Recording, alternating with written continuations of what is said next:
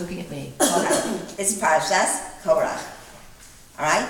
Now this man was in his car and suddenly a police car pulled up next to him with the sirens blaring.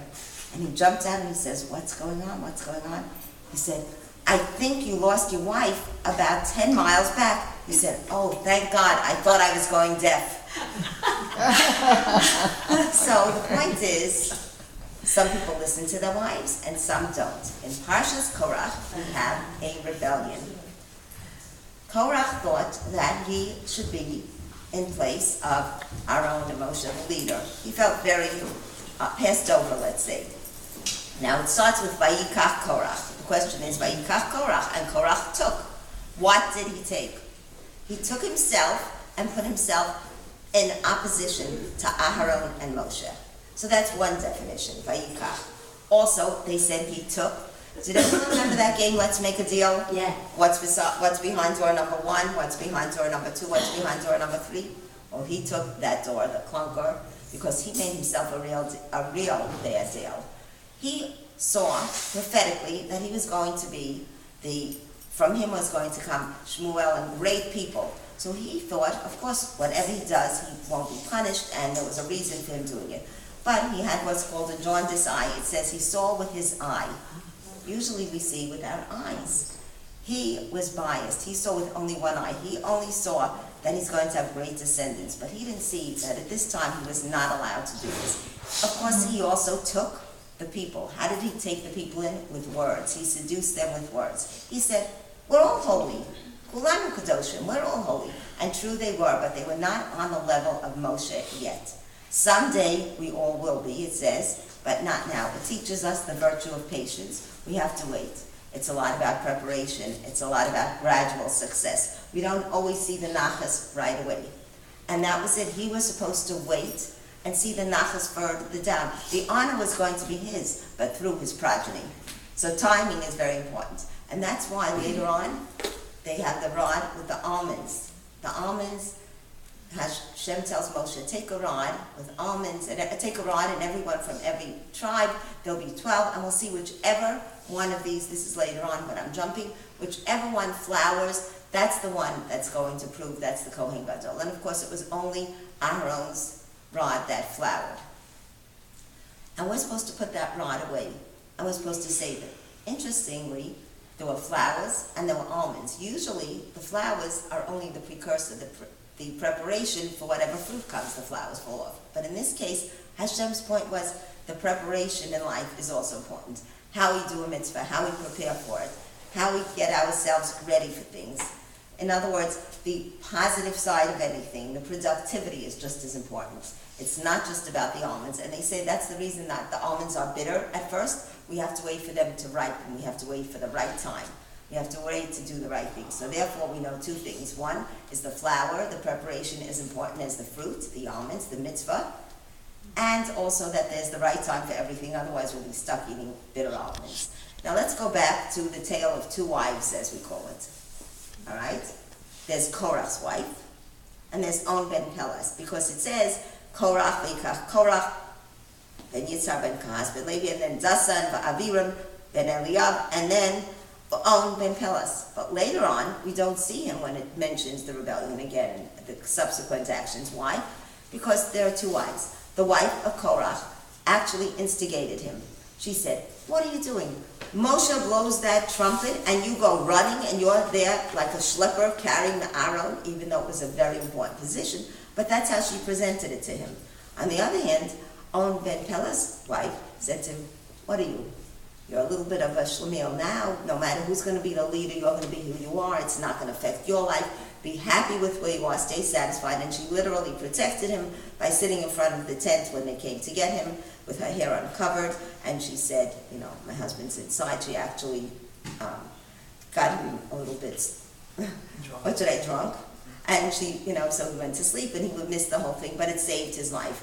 And ultimately, Korach was proved wrong. When we talk about machlokes, which is the worst thing, which is argument, which is controversy, there's always two sides. And it talks about if there's machlokes l'shem shamayim, then in the end it will be all resolved, everything will be good. And who did they give as the example? Does everyone know? Hillel v'Shammai in Pirkei Avos, right? Because it was really l'shem shamayim. They were arguing, they had two different views, they had two different sides, but it was l'shem shamayim. And then when they talk about, so you see the two opposing sides, when they talk about Korach, it says Korach va'adaso. Korach va'adaso. It should have been Korach and Moshe, because there were two sides. But what do they say? Korach could not even see the other side. For him, the other side did not exist. So in that argument, there was only one side. How often do we see someone else's side? How often do we listen? We're supposed to listen and hear the other side, even if we disagree. Everyone's entitled to their own opinion. As it says, no two faces are alike, no two opinions are alike. We don't go over to someone and say, your face is not like my face, your face is not like my face. But he didn't see it. He saw it as, right now, white, the good guys, right? And on the other side, he had black, the bad guys. So this is him. You know, he only saw the black and white of it. He didn't see anything else. In life, we have to recognize, appreciate, and give validity and credence to someone else's opinion. So he did not do that.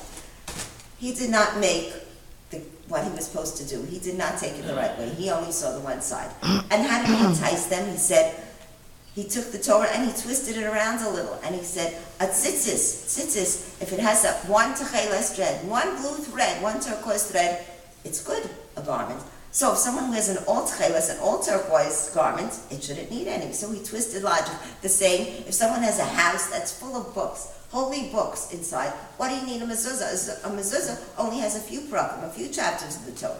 He missed the point. Hashem said we have to do it. This is how we have to do it. There's a reason for everything. You can't take it and you can't twist it. So that's what he tried to do. So we have him saying this. And what does Moshe say to him?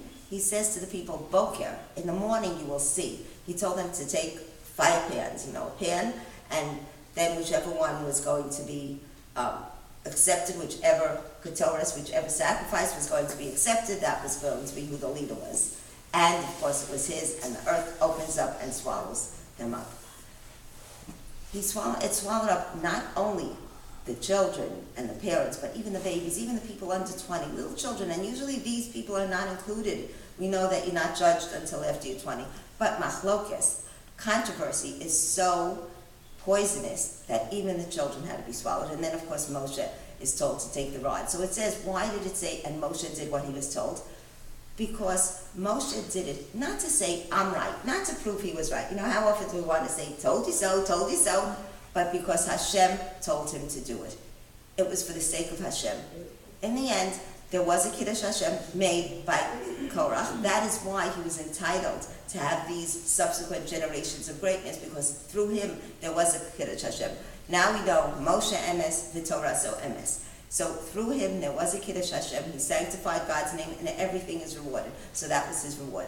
Unfortunately, he didn't use his riches the right way, his wisdom the right way. We have to acknowledge it's a gift from Hashem. They said there were 3 sets of people, again in the 2s, that misused their gifts. It was Korach and Haman on each side, on the Jewish side, on the Gentile side. They both had wealth and they misused it. When it came to strength, there was David, there was Goliath, and there was Samson. Samson is the Jewish strength, and and Goliath, the non-Jewish. Again, they misused it. And finally, when it came to wisdom, it was Achitophel as opposed to Bilam. So we have to acknowledge that everything we have, all our gifts from Hashem.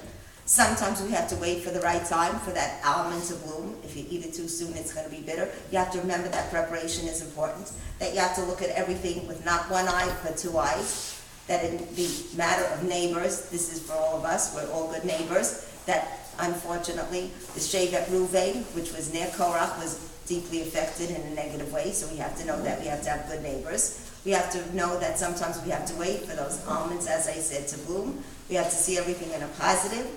And we have to realize that whatever we have is from Hashem. As Moshe said, not even a donkey did I take. He meant that I did not take anything that did not belong to me, therefore I'm allowed to speak up.